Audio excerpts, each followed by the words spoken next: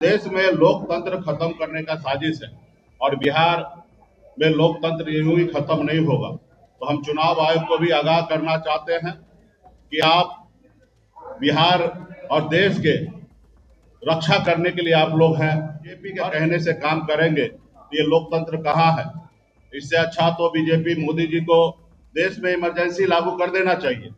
देश के नागरिक के लाखों करोड़ों अरबों रुपया खर्च हो रहा है चुनाव में, बताए और कि किनका नाम कटा, क्यों कटा।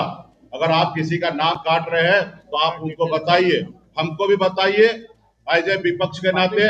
और दूसरा, आप जिनका काट रहे हैं उनको भी लेटर भेजिए उनके घर पर। मुकेश सहनी ने प्रेस कॉन्फ्रेंस के दौरान चुनाव आयोग के ऊपर बड़ा सवाल उठाया है और साथ ही बड़ी मांग भी की है। दरअसल जिस प्रकार से चुनाव आयोग जिन लोगों का नाम काट रही है तो क्यों काट रही है, इस बात का जिक्र करे। साथ ही उन लोगों के घर जो है वो नोटिस भेजा जाना चाहिए कि आखिरकार उनका क्यों नाम काटा गया है, और हम लोग को भी इस बात की जानकारी देनी चाहिए कि आखिरकार उन लोगों का नाम क्यों कटा है। धन्यवाद हमारे तमाम महागठबंधन के साथी और हमारे मीडिया के साथी, आप सभी को बहुत बहुत धन्यवाद। जैसे कि हमारे कोऑर्डिनेशन कमेटी के अध्यक्ष भाई तेजस्वी जी ने अपनी बात को रखे हैं, उसी पे मैं आऊंगा कि पूरे बिहार में अभी भी एक हफ्ता से अधिक समय है और एक्सरसाइज चल रही है।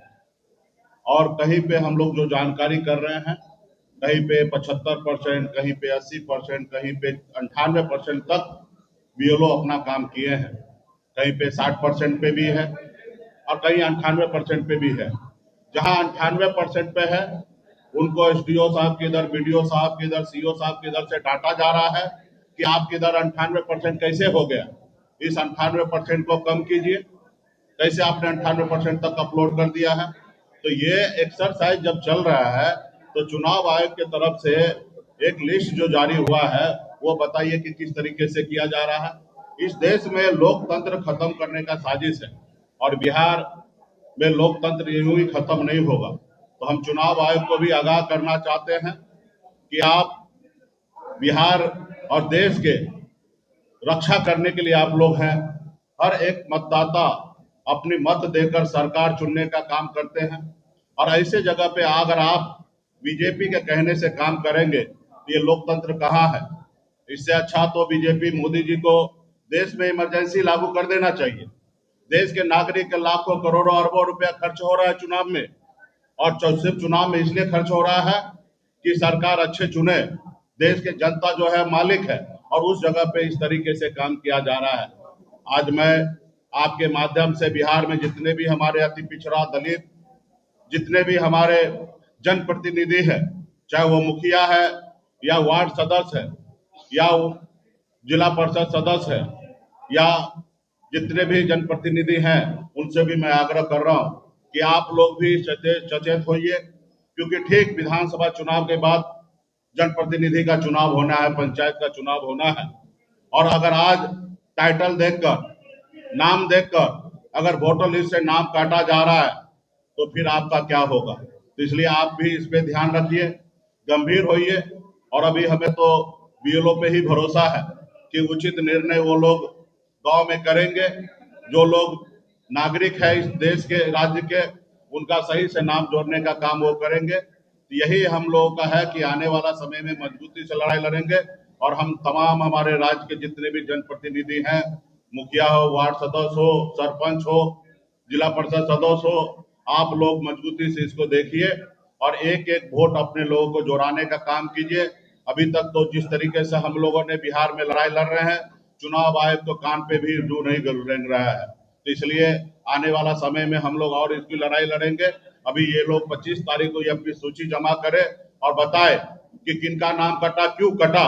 अगर आप किसी का नाम काट रहे हैं तो आप उनको बताइए, हमको भी बताइए एज ए विपक्ष के नाते। और दूसरा, आप जिनका काट रहे हैं उनको भी लेटर भेजिए उनके घर पर, एक डॉक्यूमेंट के तहत उनका आप जवाब दीजिए कि आप उनका वोट क्यों काट रहे हैं। आज मान लीजिए कोई अमेरिका में है, कोई बंबई में है, कोई दिल्ली में है, किसी कारण ये नहीं हो रहा तो उसका नागरिकता समाप्त कर लीजिएगा, ये तो कहीं से सही नहीं है। आपका काम है कि ज्यादा से ज्यादा वोटर लिस्ट को जोड़ना। और मैं हम अपने राज्य के सभी नागरिक से भी आग्रह करूंगा कि ऐसे समय में विपक्ष का आप लोग साथ दीजिए, लोकतंत्र को जिंदा रखिए। विपक्ष जो है वो आपका आवाज है और हम लोगों का आवाज बनकर आप लोग हमारी मदद कीजिए। तमाम हमारे बिहार के सभी नागरिक से आग्रह है। बहुत बहुत धन्यवाद। सर्वनियम वाले वोटर किसके हैं, वो किसके वोटर हो सकते हैं, इसलिए उन सभी सरनेम वाले, चाहे वो पिछड़ी जाति का हो, चाहे अत्यंत पिछड़ी जाति का हो, चाहे दलित समाज में रहने वाले लोगों का हो, वो सीधे सीधे एसआईआर सरनेम पर हमला कर रही है। ये बूथ वाइज रिकॉर्ड हो रहे हैं और नाम पूछ के, और जो उनके वोटर लिस्ट में सरनेम है उनको चुन चुन करके फर्जी तरीके से बाहर करने का षड्यंत्र जारी है। आने वाला समय में ये मुझे पूरी अनुमान है कि इस सरनेम में जो लोग बाहर होंगे उसके लिए भी महागठबंधन को एक पीसी आप लोग के बीच रखना पड़ेगा। ये आज मैं यहाँ फौरी तौर पर आपके बीच रखता हूं। दूसरा, जब भारत सरकार के संबंधित जितने भी लोग हैं और जिस तरह से बीजेपी के कार्यकर्ता बीएलओ के काम कर रहे हैं, बीएलओ को सहयोग कर रहे हैं ऐसा मैं नहीं बोलूं। बीएलओ के बदले जहां अभी भी बीएलओ 20% जगहों पर नहीं पहुंचे हैं, उनके बीजेपी के कार्यकर्ता उस बीएलओ के काम को पूर्ण कर रहे हैं। इसलिए ये जो इलेक्शन कमीशन जो ज्ञानेश गुप्ता जी जो है, यहाँ मनोज झा जी हैं, जब हम लोगों ने वहां गया था डेलीगेशन के रूप में, तो उस दिन भी वो स्पष्ट कहे थे कि इसमें से 20% जो बिहार से बाहर रहने वाले पलायन किए हुए जो रोजगार के लिए बाहर गए हैं, वो अस्थायी तौर पर उनकी नाम रखना तय है। और ये लगातार हम लोग इस मुद्दे के आपके बीच के आपके माध्यम से लोगों तक पहुंचा रहे हैं।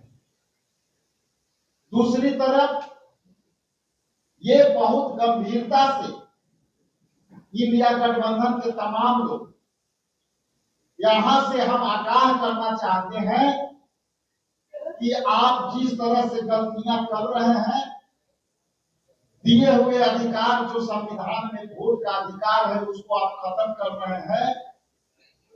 इंडिया गठबंधन के तमाम लोग एकजुट होकर के हम आपको एक्सपोज करते रहेंगे और 8 लाख वोटरों में से 8 करोड़ वोटरों में से आप लगभग 2 करोड़ लोगों को वोट देने से वंचित करेंगे। तो ये बिहार बदलाव की धरती है। आपको ये मान लेना चाहिए कि बिहार चुप बैठने वाले नहीं है, वो वोटर चुप बैठने वाले नहीं है और इसका घोर प्रतिकार होगी। इसलिए जो वीडियो फर्जी तरीका के आया है वो प्रमाण लेकर के सारे जनता के बीच हम जाएंगे। इन्हीं चंद शब्दों के साथ आप सबका पुनः आभारी, धन्यवाद कि आप लोगों ने मेरी बातें सुनी। और